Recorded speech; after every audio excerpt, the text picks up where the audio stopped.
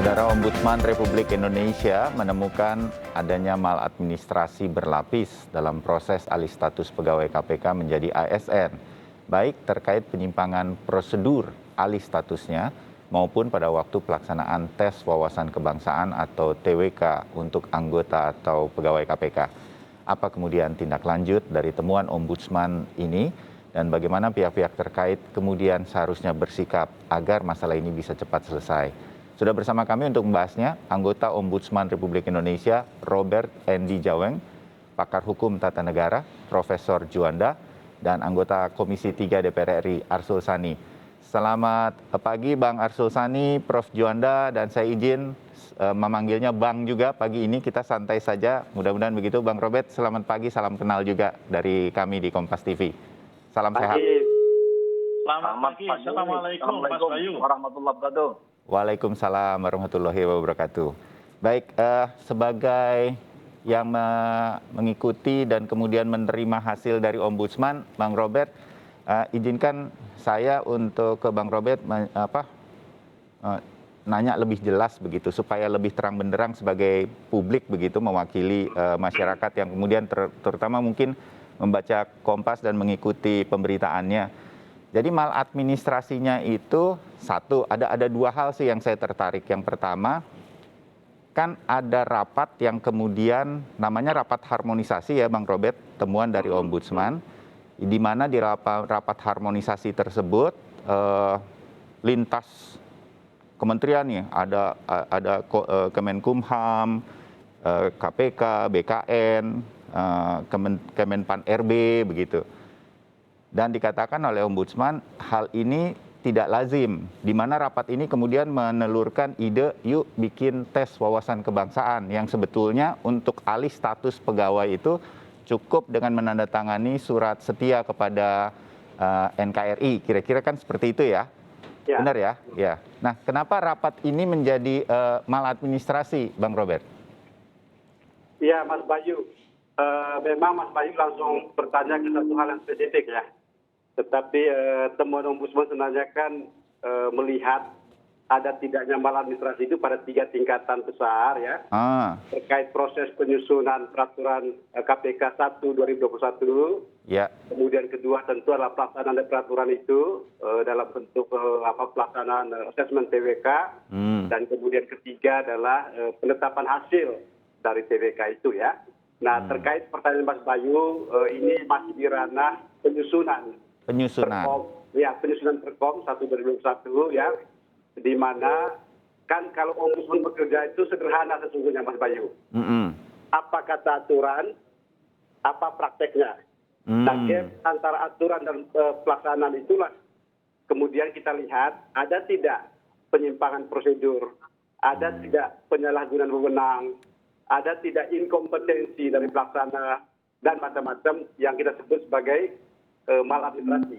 Jadi memang batu uji kami itu adalah maladministrasi dalam rupa-rupa bentuk praktek penyimpangan tadi. Ya. Nah, terkait dengan penyusunan Perkom 1/2021 ini, memang dalam temuan Ombudsman ya, yang kemudian dituangkan dalam laporan akhir hasil pemeriksaan, kita melihat bahwa kan yang dipakai di Kementerian Hukum dan HAM itu adalah Peraturan Menteri Hukum dan HAM nomor 23/2018.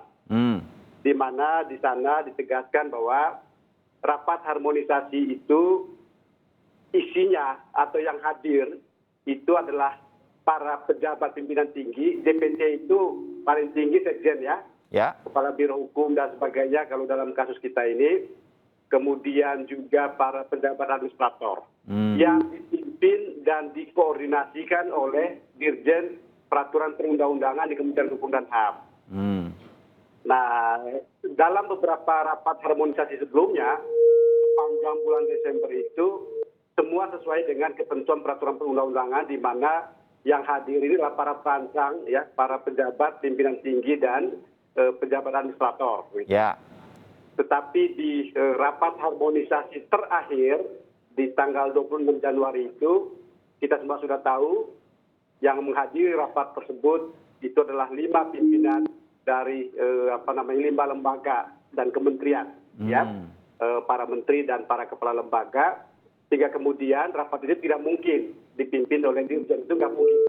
Pesertanya bos-bos semua, kan nggak mungkin dirjen yang kemudian pimpin ya. Itu satu hal yang memang kalau dilihat atau diuji ke peraturan perundang-undangan, ini sesuatu yang tidak ada dalam klausul yang diatur di sana, dan juga tidak lazim sesungguhnya. Ya, kami di Ombudsman juga kalau membuat peraturan Ombudsman itu ketuanya itu tidak akan hadir di rapat harmonisasi. Yang hadir itu adalah para JPT, yaitu Kepala Biro Hukum.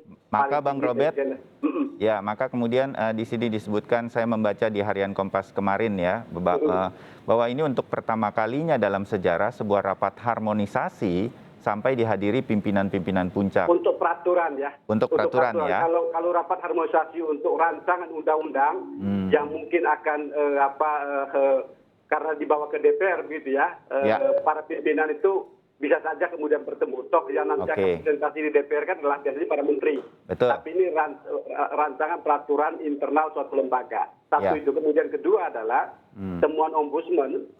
Kemudian kan setiap harmonisasi itu ada penandatanganan berita acara pengharmonisan.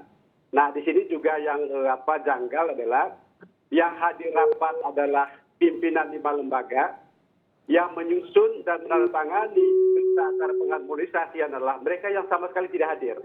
Yaitu adalah Kepala Biro Hukum dari KPK dan Direktur Pengundangan dari Dirjen Peraturan Perundang-undangan Kementerian Hukum dan HAM. Nah ini juga hal yang lain yang kita lihat ya, orang yang tidak hadir di rapat tersebut, tapi dialah yang kemudian menyusun dan menandatangani berita acara pengharmonisan. Nah ini yang kemudian jadi satu di antara sekian temuan yang kami sebut maladministrasi proses ya. Ombudsman sama sekali tidak masuk ke motif, ke niat. Apa niatnya itu bukan ranah Ombudsman. Dan kemudian Ombudsman tidak masuk ke substansi. Apa yang dibahas di dalam, atau kalau nanti di TDK-nya, apa sih jenis-jenis pertanyaannya, isi pertanyaannya itu ranah dari lembaga lain yang akan melihat itu. Ombudsman hanya melihat ada tidak maladministrasi proses. Penyusunan peraturan, pelaksanaan peraturan, dan kemudian penetapan hasil. Itu kira-kira gambaran umumnya. Ya, dari satu hal inilah yang kemudian Ombudsman Republik Indonesia menyatakan, nah ini maladministrasi dari apa yang ada di undang-undang dalam penyusunan peraturan ini, kemudian agak di luar kebiasaan, di luar aturan, ada pimpinan semua yang hadir dan lain-lain. Mudah-mudahan masyarakat mengerti inilah salah satu temuan maladministrasi itu. Prof. Juanda, kalau ada sebuah produk yang kemudian terjadi, ada yang kemudian dilanggar aturan-aturan ini dari sisi yang tadi dijelaskan oleh Bang Robert dari Ombudsman. Nah ini jadi semacam cacat hukumkah produknya, keputusannya dalam kemudian, yang kemudian di dalam kasus KPK ini adalah ada tes wawasan kebangsaannya. Nah itu bisa kita sebut kemudian ada cacat hukumnya kalau nanti ini kemudian ditindaklanjuti. Prof. Baik. Pertama saya menghargai temuan dari Ombudsman sebagai lembaga negara yang saya lihat cukup objektif, profesional. Nah dalam konteks ini ya, kalau ditanya bahwa bagaimana konsekuensi hukum dari sebuah produk hukum yang cacat prosedur ataupun cacat substansial. Tentu dalam ilmu hukum tata negara itu adalah jelas, itu adalah tidak sah, dan itu batal demi hukum.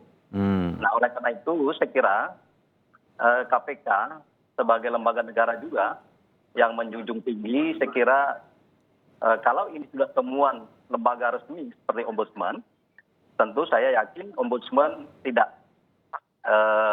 sembarangan untuk mengumumkan temuan ini melalui prosedur dan melalui sebuah pendekatan yang objektif, komprehensif. Saya kira mudah-mudahan demikian.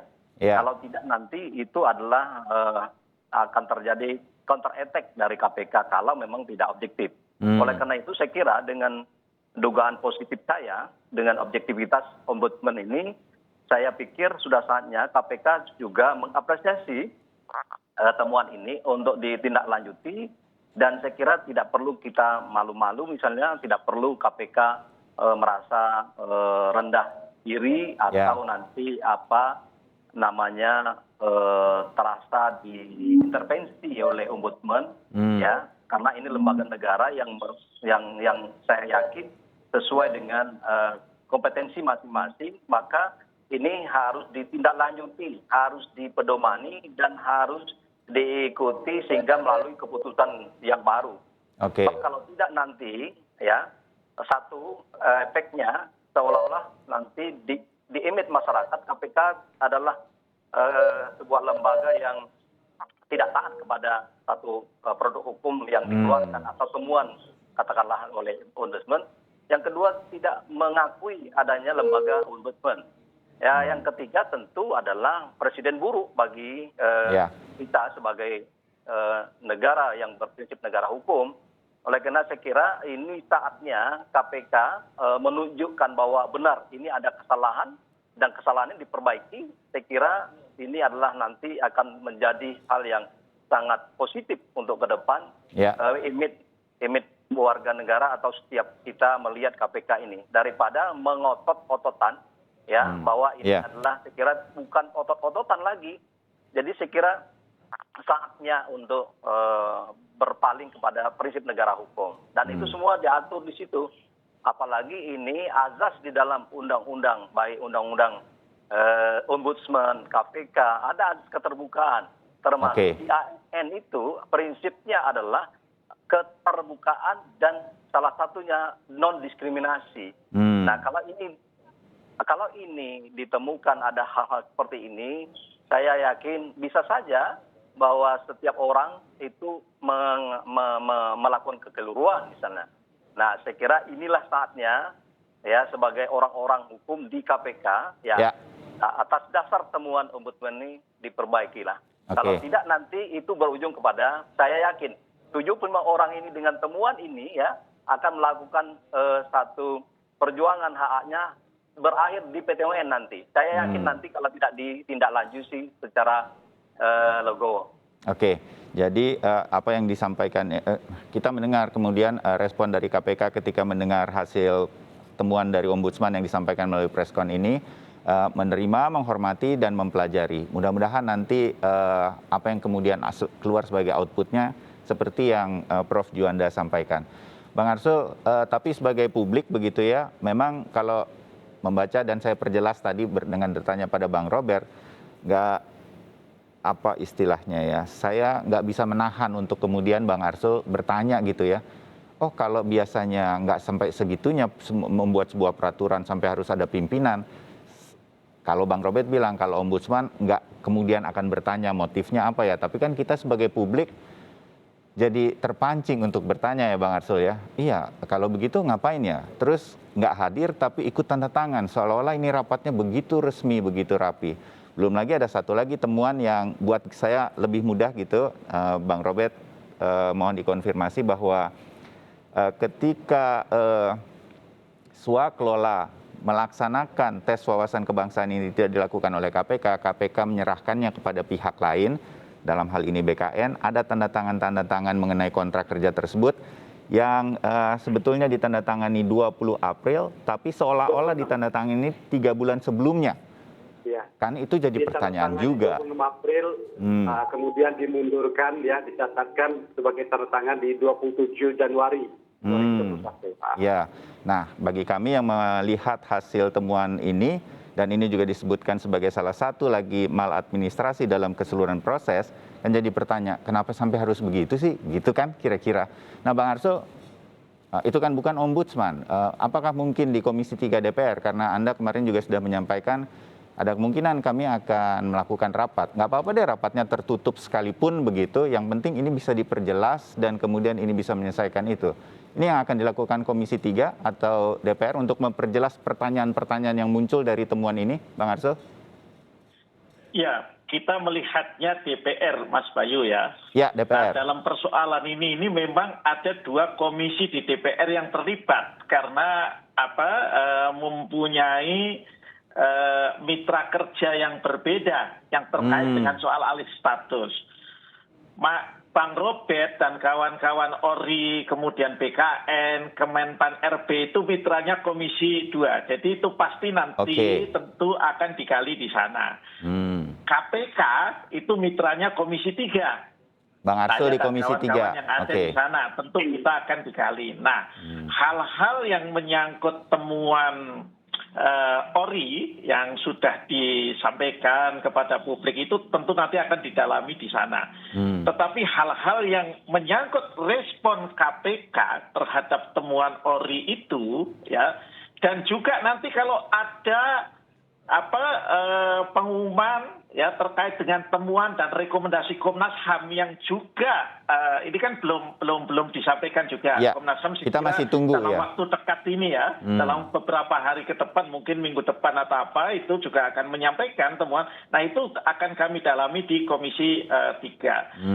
Prinsipnya kalau yang saya lihat ya, kalau tadi ditanya kok pada level tertentu hadir di rapat harmonisasi, itu memang mungkin hal yang jarang terjadi. Tapi kalau saya mau melihat dari sudut husnudon, iktikat baik, barangkali ini karena KPK itu semut lewat depan KPK saja itu dapat perhatian publik. Nah, jadi karena ini hal yang besar begitu ya, maka ya barangkali pejabatnya kemudian juga ingin hati-hati. Dianggap tapi penting bahwa kalau begitu. Kemudian tidak hadir di rapat tapi ada tanda tangannya, ya itu yang nggak benar. Gitu ya. Nah, saya memang melihat dari sisi keseluruhan ya, tentu yang dilakukan oleh teman-teman ombudsman ini kan melihat dari parameter baik asas aturan yang ada di Undang-Undang 30 tahun 2014 tentang administrasi pemerintahan, ya kan? Di sana, dan juga tentu peraturan pelaksanaannya ya, aturan turunan dari undang-undang itu. Nah, memang kalau saya belum membaca seluruhnya, dan mudah-mudahan nanti ORI menyampaikan kepada DPR baik Komisi 2 maupun Komisi 3 ya, hasil temuannya itu supaya memberikan juga bahan kepada kami yang komprehensif ya. Memang ada hal-hal yang patut dipertanyakan ya, dari prinsip-prinsip asas-asas umum pemerintahan yang baik saja yang ada di Undang-Undang Nomor 30 2014 ya, asas kecermatan, tidak menyalahgunakan kewenangan, keterbukaan, kepentingan umum, pelayanan yang baik.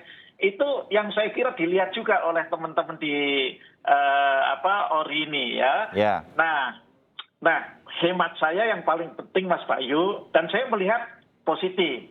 Artinya begitu ORI menyampaikan temuan, maka KPK ya tidak langsung reaktif, BKN tidak reaktif, Kemenpan RB tidak reaktif. Nah, ini hal yang bagus juga yang harus kita apresiasi juga. Nah, mudah-mudahan nanti kalau temuan ORI ini inline juga ya dengan temuan Komnas HAM, maka ya memang kalau perlu ada langkah korektif ya harus berani ya. Kementerian dan lembaga termasuk KPK-nya untuk melakukan langkah korektif. Kan selama ini langkah korektifnya juga sudah ada meskipun tidak dibilang sebagai langkah korektif. Contoh, 75 orang itu kemudian 24 dinyatakan masih bisa dibina, gitu loh. Nah, itu kan sebetulnya bentuk langkah korektif juga. Nah, kita lihat nanti yang berapa itu 51 itu langkah korektifnya apa ya, nanti kita lihat terutama